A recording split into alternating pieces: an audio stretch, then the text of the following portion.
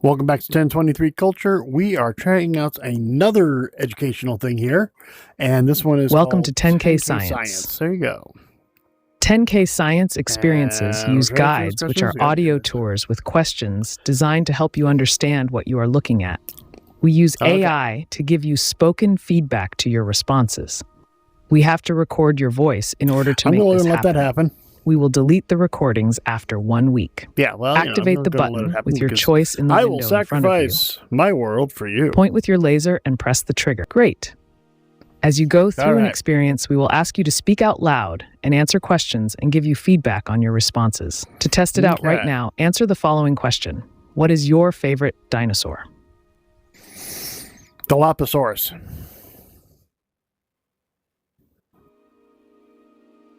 Dilophosaurus.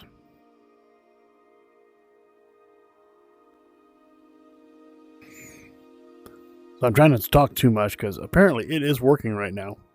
It's doing something. Repeat. Great. As you go through an experience, we will ask you to speak out loud and answer questions and give you feedback on your responses. To test it out right now, answer the following question. What is your favorite dinosaur? My favorite dinosaur is Dilophosaurus. There. So presumably that happened. So we have a few things here. I'm kind of looking, probing old Phil. Dilophosaurus. Interesting choice. It's known for its double crest and was one of the earliest large predatory dinosaurs. Okay. So take a look around. In front of you, you see all of the experiences you can explore. Some experiences are locked and will be available in the future. 2023. Okay. To select, point your laser and pull the front trigger on your controller. Okay. Let's see here. Let's see if it is friendly. So, and I really do believe that VR has a great place in education. When I was being in education, we're talking 37 years ago when I was in school. We didn't know about ADD. We didn't know much about a lot of these things that we kind of work with now. And I really struggled in school, and my son struggled in school. He was an undiagnosed ADHD, and so these are, sure, we'll go ahead and begin that. I am really tall. Okay, well, minor flaw, I guess. I don't know. Maybe I need to adjust things. Hey, those are grapevines. So, begin. Welcome to Sunshine Creek Vineyard, a simulation of a typical grapevine growing region in Northern California. Well, around you, you can see grapevines labeled as healthy and unhealthy.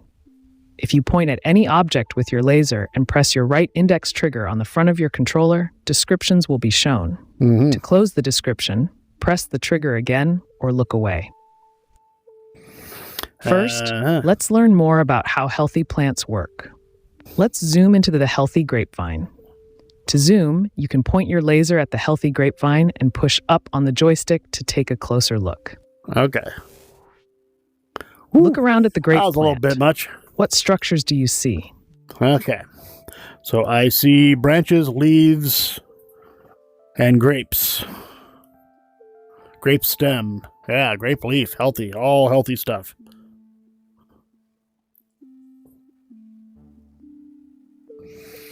So it's taking time. It isn't. You correctly identified the leaves, branches, and grapes. Yes, the grape leaves are connected by stalks called petioles. What function does the leaf serve on the plant? This is kind of neat. Function, photosynthesis to create energy for the plant to use. So I do have to actually answer it. So we're just going to go through a little bit of this. This looks pretty cool. I like Correct. Leaves do photosynthesis. Yes. They absorb sunlight and convert it into sugar as food for the plant's energy. So AI takes time right now. Zoom into the leaf to see the leaf cells and learn about photosynthesis. That's a little Leaves not only absorb sunlight, I'll be honest, that's but also contain the structures necessary to convert sunlight into energy through photosynthesis. All right. Do you know what else plants need to perform photosynthesis besides sunlight? Water.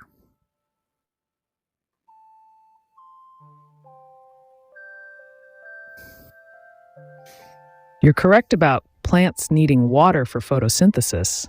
They also need carbon dioxide. Oh, carbon dioxide, of course. Zoom into the cells to find the internal There we go. structures plants this is use kinda for rough. photosynthesis.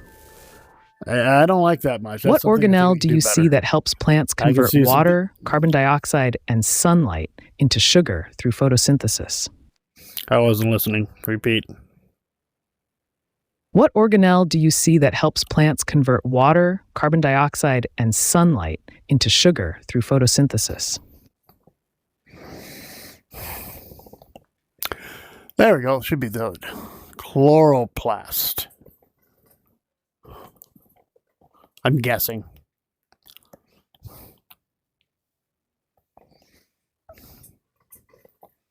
You're right about chloroplasts. This is neat, though. They contain chlorophyll in the cell that traps sunlight to convert it into chemical energy. Now, let's see how grapevines work. Okay. Pull your joystick towards you to zoom back out 2 times to get back to the grapevine. Okay. That wasn't as bad going backwards. Going in was tough. What function does the grapevine stem serve? Transporting nutrients.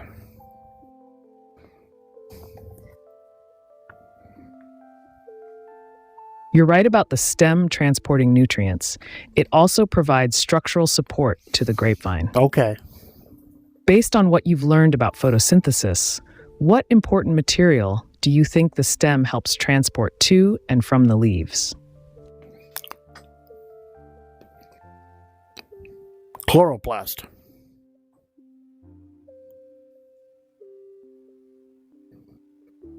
Your response didn't mention the stem's role in transporting water and sugar in the plant. My gosh, and I was wrong too. Zoom into the grapevine stem to learn more about plant stem structure. That is The rough. plant stem is made largely of 2 different types of vascular tissue, Neat. the xylem and the phloem. Do you know the difference between the xylem and phloem tissue?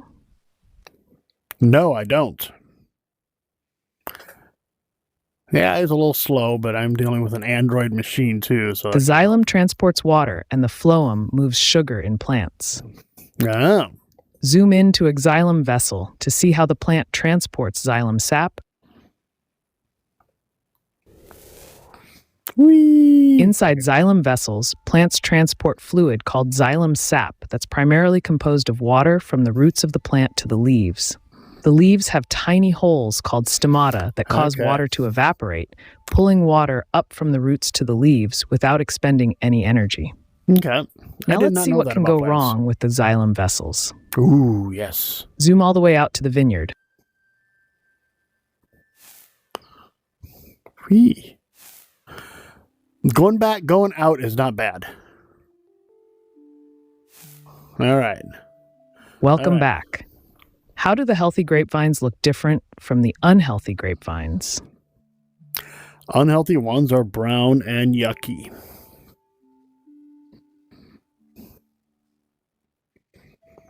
So, yeah, this is kind of neat. Add that healthy grapevines have large green leaves and grapes, it's a way of learning while unhealthy about ones botany have a little shriveled berries and leaves. Okay. Why do you think the unhealthy leaves could be yellow or brown? It could be disease or lack of water.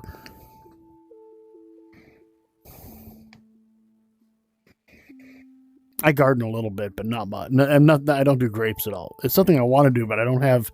You're correct about lack of water or disease. Also, remember the leaves' color change could relate to chlorophyll function issues. Okay. Zoom in to the unhealthy grapevine to learn more.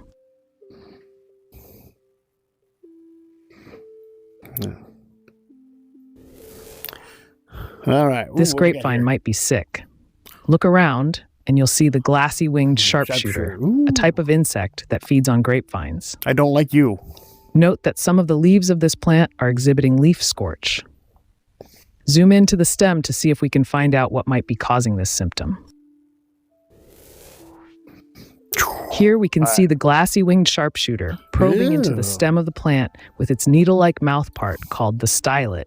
The insect is feeding on the fluid within the xylem tissue, which can make the plant particularly vulnerable to diseases. So I am learning things with this. That I think the it's cool. insect feeding on xylem With tissue VR can make the plant vulnerable to diseases.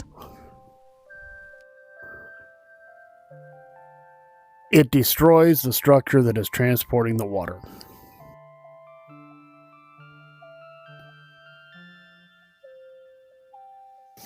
So, your answer focuses on water transport disruption, but also consider that piercing plant tissues can introduce harmful bacteria and fungi. okay. Zoom in to a xylem vessel to see what might be causing the plant to be sick. Through feeding on the plant, the insect has transmitted the bacteria, Xylella fastidiosa, into the xylem vessel. Xylem sap-feeding insects like the glassy-winged sharpshooter can harbor Xylella fastidiosa in their feeding complex and pass bacteria to the plant during xylem sap ingestion. How does the presence of Xylella fastidiosa disrupt the function of the xylem? By blocking the vessels. Maybe. I don't know. That's what it looks like it's doing. Looks like it's blocking the vessels. Correct. Xylella fastidiosa does block xylem vessel. It does so by forming colonies which accumulate and prevent sap flow. A blood clot. Why do you think this could be bad for the plant? If it can't get water, the leaves will die.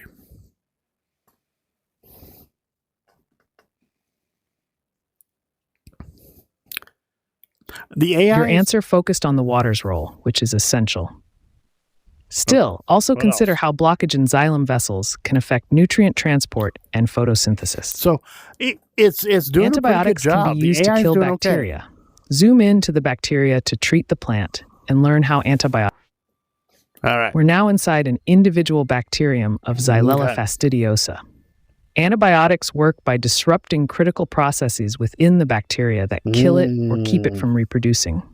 Click the button with the plus on it to treat the bacterium with antibiotics. Okay. If you can't find the button, you just treated the bacterium with an antibiotic. Do you notice any changes in the environment? Yeah. I have all of these pink things around now, and they seem to be affecting the big globules of ribosome.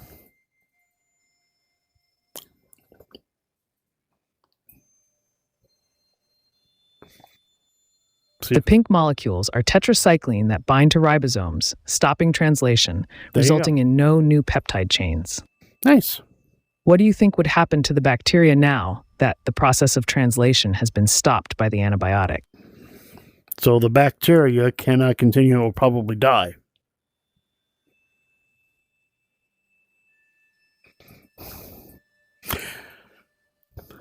There's not a whole lot left of this one. You're on track, stating the bacteria may die. This is due to a lack of vital proteins not being produced when translation stops. Okay. Now zoom all the way back out to the vineyard to see if the treatment worked. Zoom out. There we go. It's not that responsive, but, you know, and going back is nowhere near as bad as going in. Going forward really is quite the experience. Congratulations. You've successfully used antibiotics to kill the bacteria and save the infected grapevines in our virtual vineyard. In reality, an effective cure for Xylella fastidiosa like this hasn't been so easy to find. Plants with Xylella fastidiosa infections displaying leaf scorch have to be cut down, which costs farmers that grow grapes, almonds, olives, blueberries, and citrus why did you talk about hundreds of millions of dollars every year in lost yield? Scientists are working on different solutions, including creating an effective antibiotic, but also including breeding plants resistant to infections caused by Xylella and exploring why cold winters help plants get rid of infections.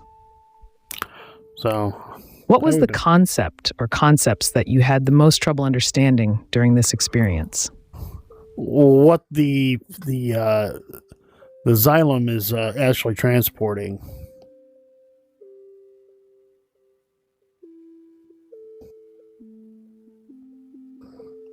The xylem is a plant tissue. It helps in transporting water and nutrients from the roots to the leaves. All right, from the roots to the leaves, yeah. And so our experience ends. All right. You can review your learning session on the 10K Science dashboard. Cool. Look down at your left controller and type the code into the 10K Science website. Enter 10k.science into your web browser. Okay. OC60, 0C66. So, yeah, that's pretty cool. You know, and you know, I would probably have to do it a couple more times to remember more of it. And seeing as how I do a little bit of gardening, I think this was a really neat thing to learn. I do a little bit of vegetable gardening, and I do want to do grapes eventually when I have a nicer piece of property to retire on. Hopefully, I'd find one that has grapes already on it, but you never know. So anyway, thanks a lot for watching. It was a lot of fun here, and we're going to do another one some point in time soon of, just education, how to learn things in VR. This was fun, actually. And the one thing I wasn't really hip on was as you zoom in, the graphics on it were a bit much. I think, they could probably ease up on that some, because, I've got, 4 years of VR experience. And that was, that didn't affect me that much, but it was jarring. And so, a new person to VR, that you do that too many times, and boy, you're gonna be like, oh no, my stomach's all going all over the place. But hey, it was cool. So we'll check out another one another time. And thanks a lot. Thanks for watching. This is 1023 Culture signing out. See you later.